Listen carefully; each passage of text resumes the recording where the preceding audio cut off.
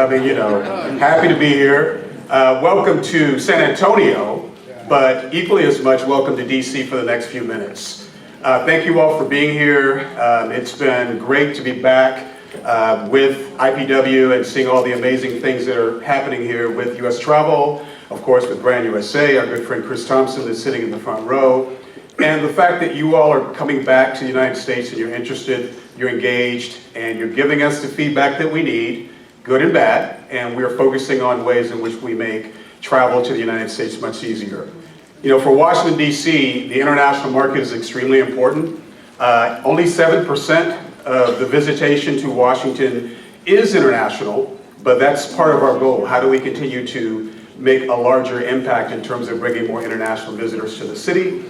For us, 27% of the spend is tied to the international market.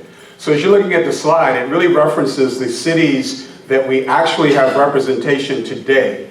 And our goal is to continue to focus on bringing more representation to different parts of the globe for a variety of reasons.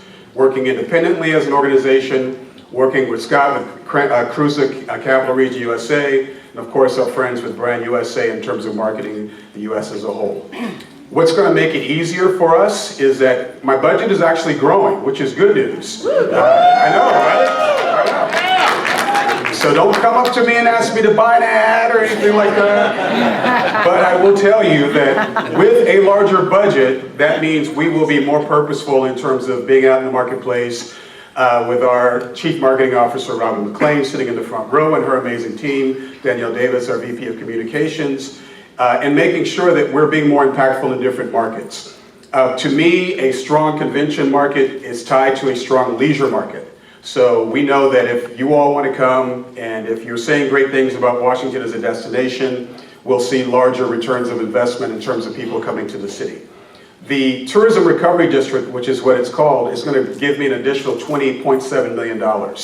So I'm going to keep the point set. No, I'm just kidding. So that means our budget will grow exponentially to be able to market our destination like never before. And as you have been talking to a lot of great destinations, I know you just saw Austin up here, and we love Texas.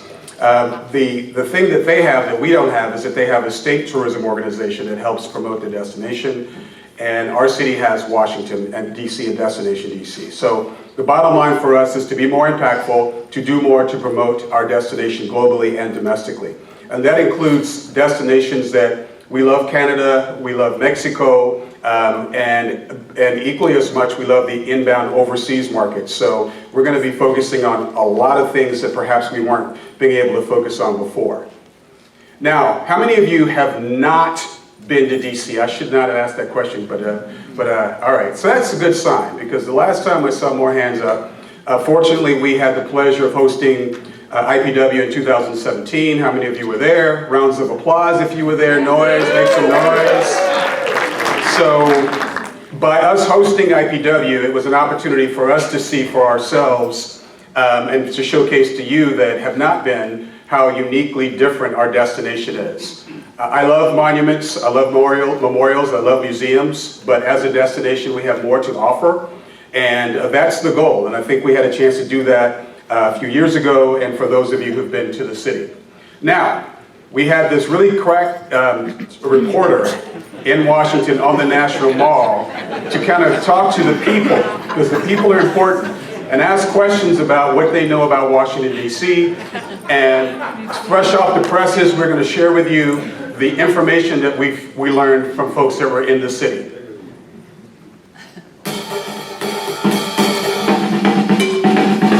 Hi, I'm Elliot Ferguson, and I'm on the National Mall, of course here in Washington, D.C., finding out exactly what people really know about this great city. Let's go.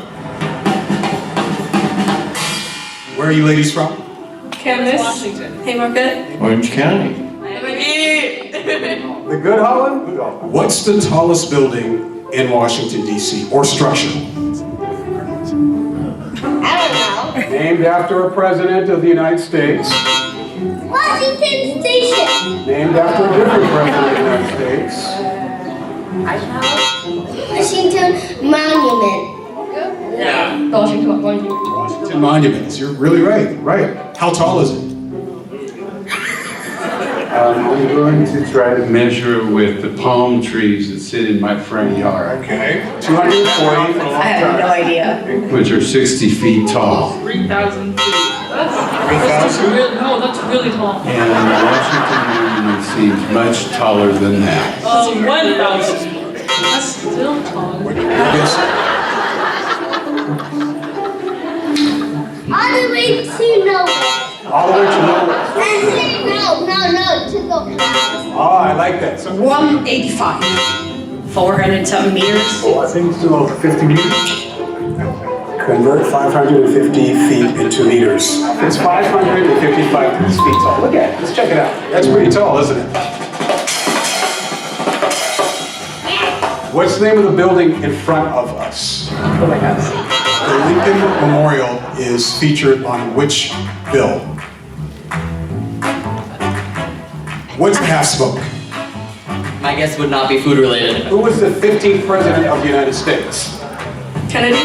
I don't know. I don't know the answer to that. Who was? So what's the name of the baseball team in Washington, D.C.?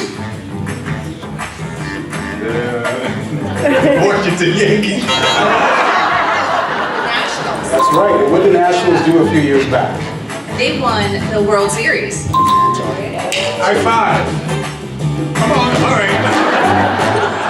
Oh, that's how we're doing it now, huh? How many Smithsonians are there in Washington, D.C.? 4? 25? Okay, so there's air and space. 2021, maybe. I think 8. There's, Maybe 25 total. Okay, we're gonna be here all night. yeah, we are. That's pretty accurate. How long would it take you to run from here all the way down there to the Capitol building? 100. 100 hours? Days? 100 million hours. All right, we're running down to the Capitol building. All right, slow down. So it's clear that Washington, D.C. is one of the coolest cities in America to sell. I have one of the best jobs, one of the best teams, and it's my privilege to promote D.C. as a destination. Back to you, Elliot. All right.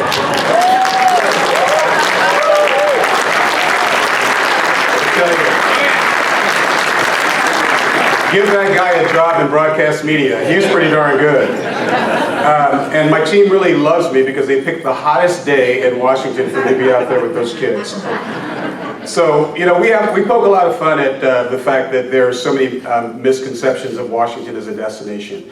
You know, I call it the BBC or CNN effect, whereas every day there's someone dressed in a suit talking about politics or someone is thinking that's all that Washington has to offer. Now, clearly, even people that visit have a lot to learn about our destination, and that's a part of what we focus on as a destination, is that the misperceptions of our destination.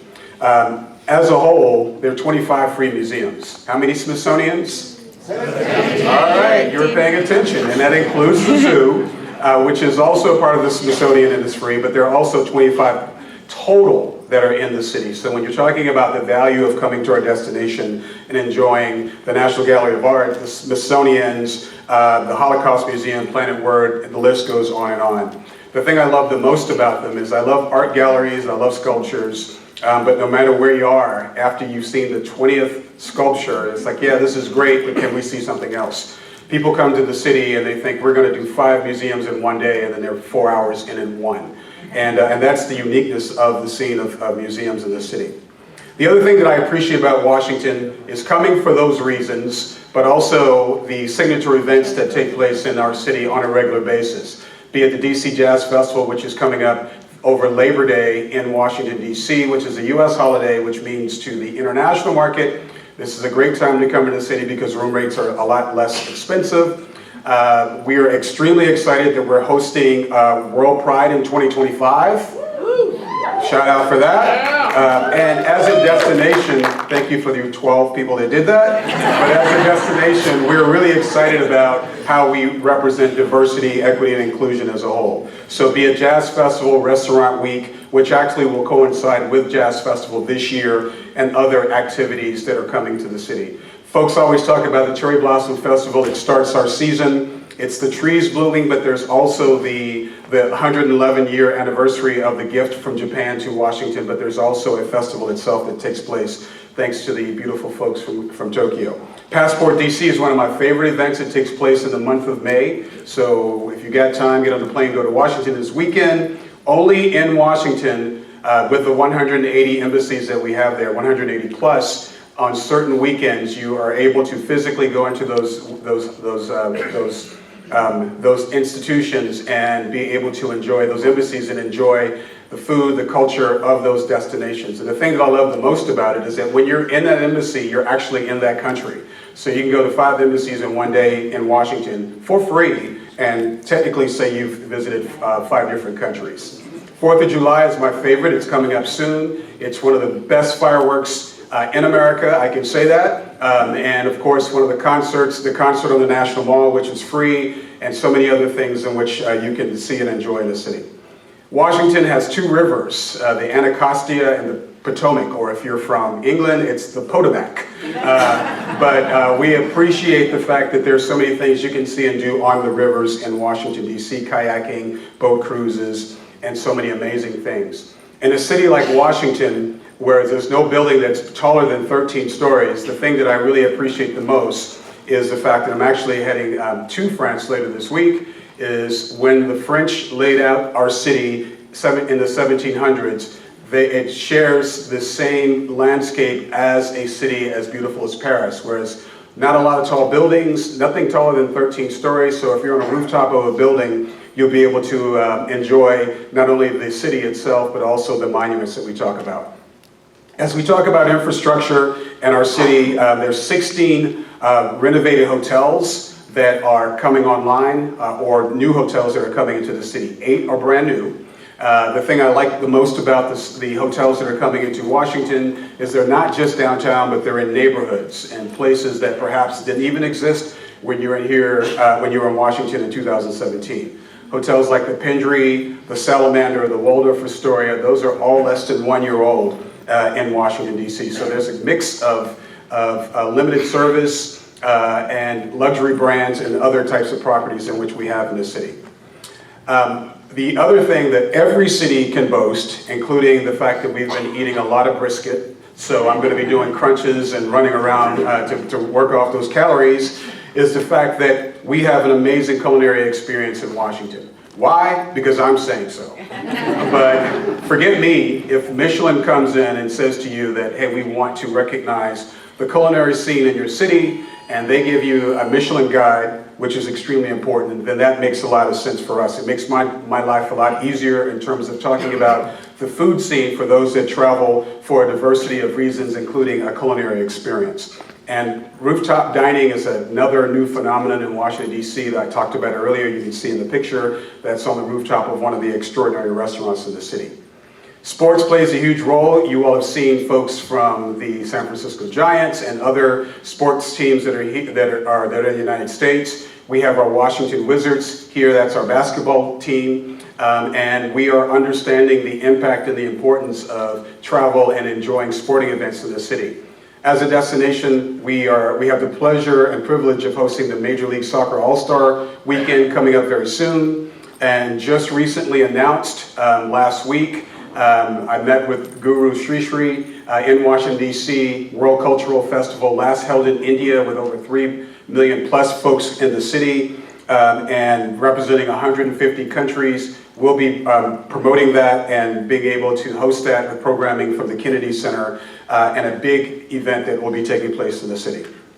Celebrations of anniversaries of major events and iconic opportunities in Washington, like the 60th anniversary of the Dr. King speech, the 100th anniversary of the Museum of Asian Art, and of course the Museum of Women in the Arts that's coming back online. These are things that I appreciate when visitors are coming to the city. They want to celebrate the history of the city. The fact that the Dr. King Memorial, I believe, is celebrating its 11th anniversary this year, and that is tied to, of course, the speech that took place in Washington and a place for visitors to come and enjoy when they're in the city. We take sustainability very seriously, and I say that wholeheartedly because in America, when I'm talking to the international market, they're like, you all don't take sustainability very seriously. My reaction is, we hear you. We understand that as a country, we have a long way to go to get to the same point as other international destinations. But what we're doing in sustainability is extremely important. It's not just from a leisure perspective, but even our city, as we're the world's first LEED Platinum City by the U.S. Green Build in the United States. I'm actually in the process of hiring someone that's already on our team that has a degree in sustainability. When Chris and I were in college way back in the 1900s, you know, if you said you were getting a degree in sustainability, you're like, you're going to do what? But that actually exists, and those folks are really focusing, the young lady in our office is focusing on making sure that we're telling the right story and also sharing with our team leaders and our members what's important in terms of sustainability. Infrastructure, very important. In 2017, we talked about the Silver Line going from Dulles Airport to Washington. It opened this year, as well as other infrastructure changes. So we're here with the Airports Authority, but as you can see from Reagan National Airport to Dulles, there's over $1.8 billion of renovations and improvements being done to both airports. We pride ourselves on being one of the most walkable cities in the United States. We win awards. We are one of the most fittest cities, so biking around the city is also a major way in which you can enjoy Washington. For those coming by train, as we know, coming internationally, you're going to more than one destination. So if you're coming from the north, all the way from Boston through to Washington, D.C., very soon you'll see an $8.8 billion renovation of Union Station and expansion that will be underway, which we're extremely excited about, that we'll be able to share in future years.